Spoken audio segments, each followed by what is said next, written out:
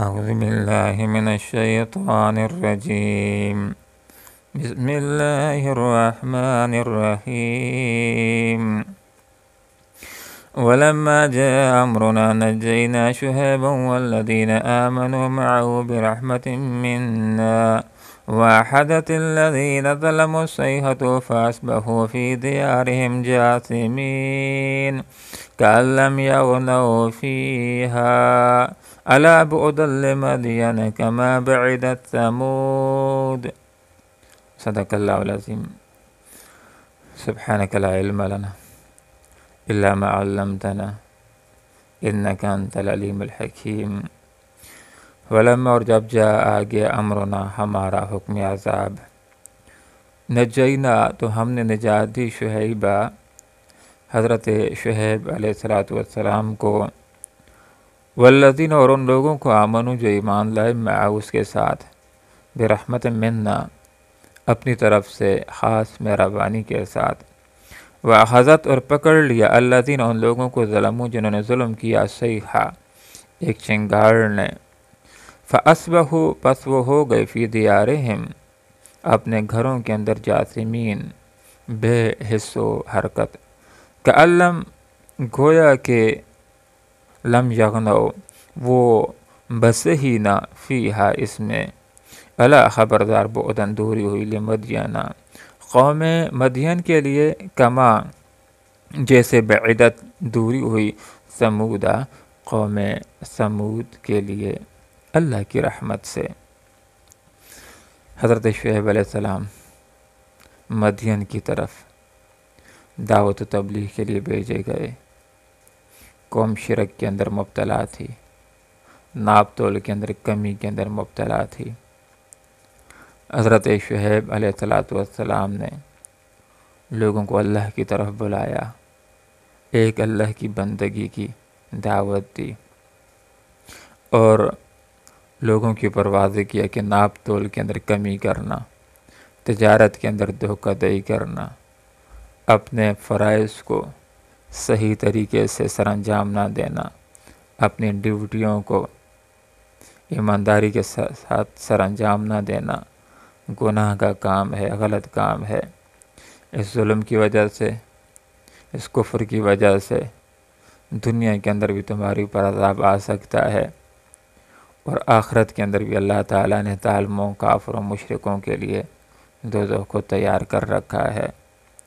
لیکن جس وقت لوگ رائے راست کی طرف نہ آئے اور شرک ہی کے اوپر، کفر ہی کے اوپر اور ناپ تول کے اندر کمی ہی کے اوپر آمادہ رہے، جب ان کا اتمام حجت قائم ہوا تو اللہ تعالیٰ نے حضرت شعیب علیہ السلام کو محفوظ رکھا اس عذاب سے، اور ان کے ساتھ اہل ایمان کو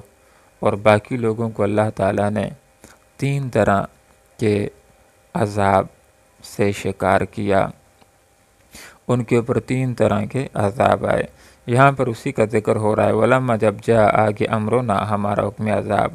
نجینا تو ہم نے نجات دی شعیب علیہ السلام کو، والذین آمنوا اور ان لوگوں کو جو ایمان لائے معه اس کے ساتھ، برحمت منا اپنی طرف سے خاص مہربانی کے ساتھ۔ یہ اللہ رب العالمین کی سنت ہے کہ جس وقت اللہ رب العالمین کی طرف سے کسی قوم کے اوپر اتمام حجت جب قائم ہوتا ہے اور اللہ کی طرف سے عذاب آتا ہے، تو اس عذاب سے اہل ایمان کو بچا لیا جاتا ہے، انبیاء کو بچا لیا جاتا ہے، اور جو باقی لوگ ہوتے ہیں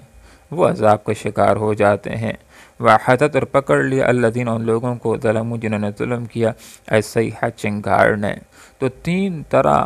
کے عذابوں کا یہ ناپ تول کے اندر کمی کرنے والی قوم شکار ہوئی۔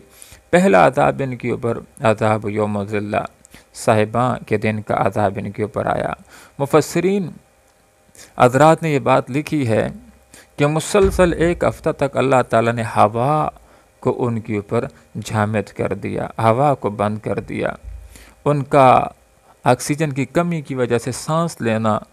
مشکل ہو گیا، ان کی نیند حرام ہو گئی، ان کا سکون حرام ہو گیا۔ اس کے بعد ان کے اوپر دوسرا عذاب آیا الصیحہ چنگاڑ کا، آسمان کی طرف سے ایک بہت بڑی چیخ آئی، یہ جبرائیل امین نے ایک بہت بڑی چیخ لگائی جو لوگوں کے لیے ناقابل برداشت تھی، جس سے لوگوں کے دل و دماغ کے پردے پھٹ گئے اور اپنے گھروں کے اندر ہلاک ہو کر کے اوندے منہ پڑے کے پڑے رہ گئے۔ فاسبق ہو گئے فی دیارہم، اپنے گھروں میں جاثمین، اوندے منہ پڑے ہوئے، بے حس و حرکت ہو گئے۔ اور بیک وقت اس ناپ تول کے اندر، تجارت کے اندر ایمانداری نہ کرنے والی قوم کے لیے بیک وقت جو تیسرا عذاب آیا وہ رجفہ کا عذاب تھا۔ اللہ تعالیٰ نے زمین کو بھی حکم دیا، زمین ہلی، زلزلہ آیا اور اس کے اندر وہ سارے کے سارے غرقاب ہو کر کے رہ گئے، اور ایسے ہو گئے کہ لم یغنوا فیہا، جو خوشحال لوگ تھے، جو مالدار لوگ تھے، ایسے ہو گئے کہ گویا کہ وہ کبھی یہاں بستی کے اندر آباد ہی نہ ہوئے تھے۔ ان کی مثال ایسی ہو گئی کہ جس طرح ایک فصل ہوتی ہے، جوان ہوتی ہے، زرد ہوتی ہے، پھر کاٹ لی جاتی ہے،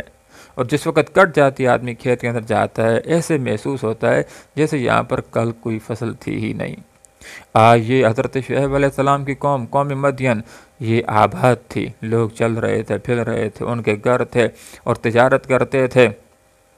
لیکن جس وقت اللہ نے تباہ و برباد کر دیا، اس بربادی کے بعد اگر وہاں پر کوئی جا کر کے دیکھے تو اس کو محسوس ہوگا کہ یہاں پر تو صدیوں سے کوئی قوم آباد ہی نہیں ہوئی تھی۔ ایسے ہو گئے گویا کہ یہاں پر تو کوئی آباد ہی نہیں تھا۔ الا بعدا لمدین کما بعدت ثمود، خبردار دوری ہوئی قوم مدین کے لیے اللہ کی رحمت سے، جیسے کہ دوری ہو گئی تھی اللہ کی رحمت سے قوم ثمود کے لیے۔ تو یہ حضرت شعیب علیہ السلام کا واقعہ سنا کر کے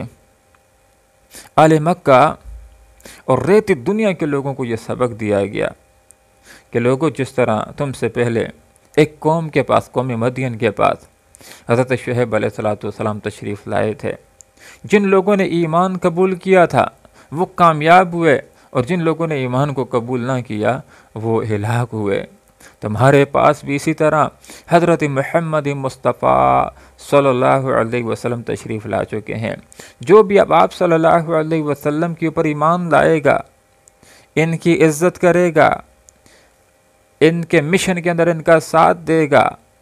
وہ کامیاب ہو جائے گا، اس کے لیے اس کا مستقبل روشن ہوگا، اس کے لیے مدینہ کی برگو بہار ریاست ہوگی۔ اور جو آپ صلی اللہ علیہ وسلم کے اوپر ایمان نہیں لائے گا، ظلم کرے گا، مقابلہ کرے گا، ضد اختیار کرے گا، بتوں کے نظام کے اوپر جمنے کا، رہنے کا اصرار کرے گا، اور نبی کی مخالفت کرے گا، ضد کے اندر آئے گا، ظلم کے اوپر اڑا رہے گا، تو بالآخر وہ ناکام ہو جائے گا، اور ان ظالموں کے لیے مستقبل کے اندر بدر کا کنواں تیار ہوگا۔ اب لوگوں، یہ تمہارے ہاتھ کے اندر ہے کہ تمہارا مستقبل کس طرح ہوگا۔ تم نے اپنے مستقبل کے بارے میں سوچنا ہے۔ اللہ رب العالمین سے دعا کرتے ہیں کہ اللہ تعالی ہمیں اس بات کی توفیق عطا فرمائے کہ ہم ایمان کے تقاضوں کو پورا کریں، تاکہ دنیا کے اندر بھی عذابوں سے بچ سکیں اور آخرت کے اندر بھی عذابوں سے بچ سکیں۔ اللہ دنیا کے اندر عزت اور سکون کی زندگی نصیب فرمائے، اور آخرت میں اللہ تعالی جنت کی نعمت سے سرفراز فرمائے۔ آمین۔ وآخر دعوانا ان الحمد للہ رب العالمین۔